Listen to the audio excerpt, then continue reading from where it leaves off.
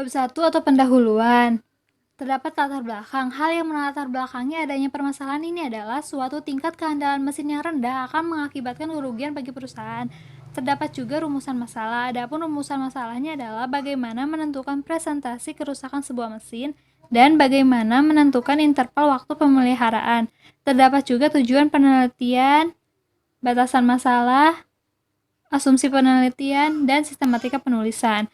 Pada bab 2 atau tinjauan pustaka terdapat SOTA berdasarkan jurnal-jurnal referensi. Ini merupakan contoh dari SOTA tersebut.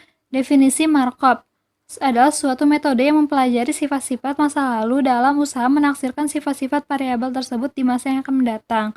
Nah, pada Markov ini kita akan membahas yaitu rantai Markov diskrit.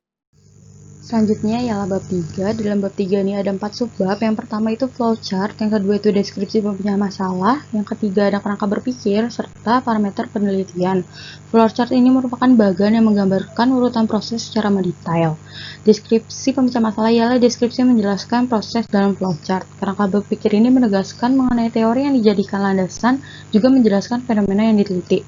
Serta parameter penelitian ini dilakukan sesuai dengan studi kasus yang diamati. Bab 4. Pada bab 4 membahas mengenai peluang jangka panjang mesin prover dalam kondisi baik, kondisi rusak ringan, dan kondisi rusak parah. Berikut ini merupakan tabel data keadaan mesin prover dalam kondisi baik, kondisi rusak ringan, dan kondisi rusak parah.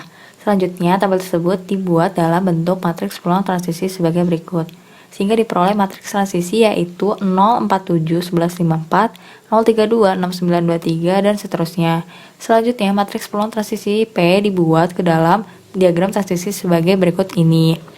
Karena keadaan saling berkomunikasi dan berada dalam satu kelas yang sama, yaitu kelas 012, maka rantai Markov tersebut adalah irreducible.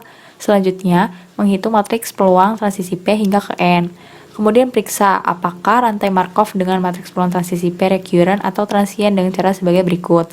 Karena jumlah dari P00N langkah mulai dari 1 hingga tak hingga adalah tak hingga, maka keadaannya adalah recurrent. Selanjutnya adalah menentukan periodisitas keadaan. Dalam periodisitas keadaan, syaratnya itu adalah nilai D sama dengan 1.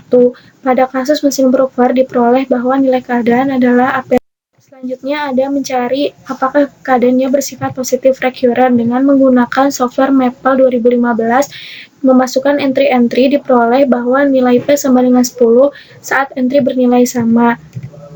Sehingga diperoleh nilai mu untuk keadaan 0, keadaan 1, dan keadaan 2. Untuk mu 0, mu 1, dan mu 2 kurang dari tak hingga, sehingga dikatakan bahwa keadaan 0, keadaan 1, dan keadaan 2 bersifat positif recurrent.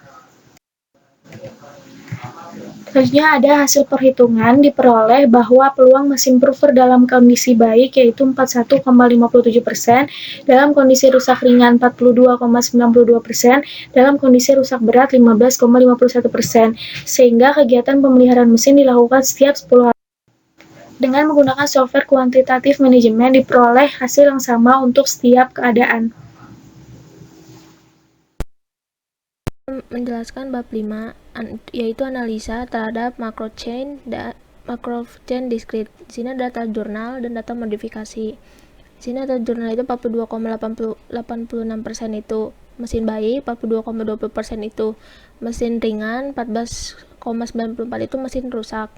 Nah, di sini tuh 22 hari dalam pemeliharaannya. Sedangkan data modifikasi 41,57% itu mesin baik, 42,92% itu mesin ringan, 15,51% itu kerusakan yang sangat berat. Nah, pengerjaannya itu 10 hari sekali. Adapun kesimpulan yang dapat diperoleh dari perhitungan Markov chain discrete pada studi kasus mesin prover adalah 41,57% untuk keadaan mesin baik, 42,92% pada kondisi mesin rusak ringan, dan 15,51% mesin dalam kondisi rusak berat, sehingga perlu adanya proses pemeliharaan pada 10 hari sekali.